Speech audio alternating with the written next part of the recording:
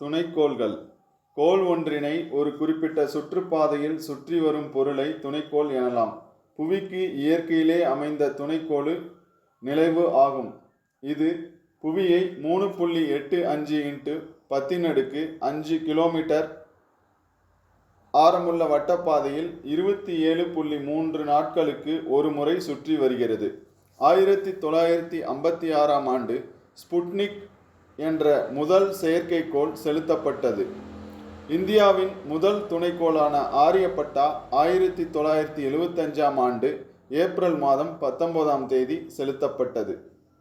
அடுத்ததாக சுற்றியக்க திசைவேகம். துணைக்கோள்கள் சில 100 கிலோமீட்டர் உயரத்தில் சுற்றுப்பாதையில் சுற்றி வர செய்யப்படுகின்றன. இந்த உயரத்தில் காற்று ஏற்படுத்தும் உராய்வு தடை புறக்கணிக்கத்தக்கது. ராக்கெட் ஒன்று துணைக்கோளினை தேவைப்படும் உயரத்திற்கு எடுத்துச் சென்று ஏறக்குறைய வட்டப்பாதையில் தொடர்ந்து இயங்குமாறு அதிக திசைவேகத்துடன் கிடைத்தளத்தில் விடுவிக்கும்.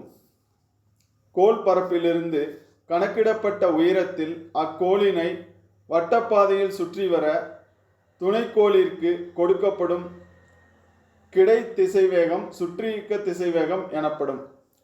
m நிறையுள்ள துணைக்கோள் ஒன்று r ஆரமுடைய வட்டப்பாதையில் v0 என்ற சீரான வேகத்தில் இயங்குவதாக கருத வேண்டும். புவி பரப்பிலிருந்து துணைக்கோள்கள் h உயரத்தில் இருப்பதாக கருத வேண்டும்.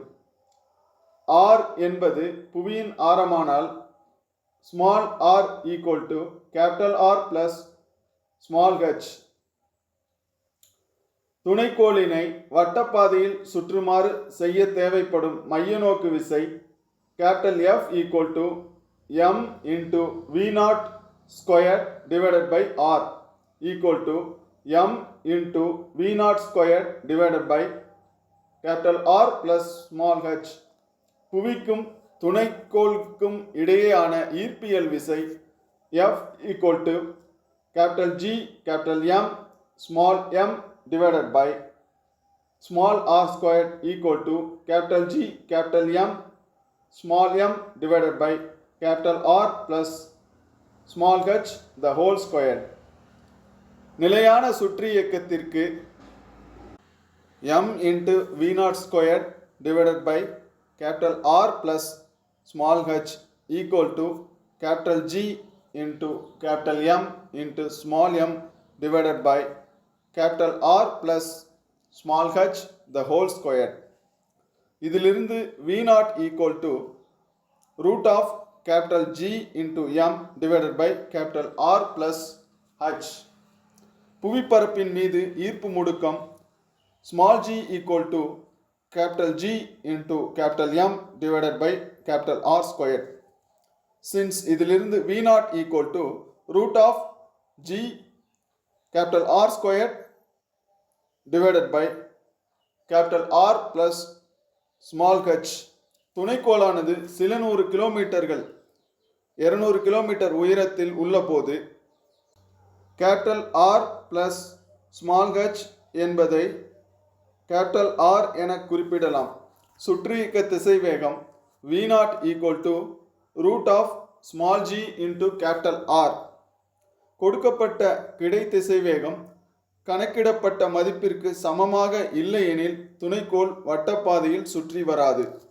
கொடுக்கப்பட்ட திசைவேகமானது கணக்கிடப்பட்ட மதிப்பை விட அதிகமாகவும் ஆனால் விடுபடு திசைவேகத்திற்கு v0 root of 2 × v0 குறைவாக இருந்தால் துணைக்கோள் நீள்வட்ட பாதையில் சுற்றி வரும். கொடுக்கப்பட்ட திசைவேகம் விடுபடு திசைவேகத்தை விட அதிகமாக இருப்பின் துணைக்கோள் புவியை சுற்றி வராமல் விண்வெளிக்கு தப்பிச் சென்றுவிடும். கொடுக்கப்பட்ட திசைவேகம் கணக்கிடப்பட்ட மதிப்பை விட குறைவாக இருப்பின் துணைக்கோளானது புவி மீது விழுந்துவிடும். துணைக்கோள் ஒன்றின் சுற்றியக்க திசைவேகத்தை பற்றி இந்த பதிவினில் நாம் பார்த்தோம். நன்றி.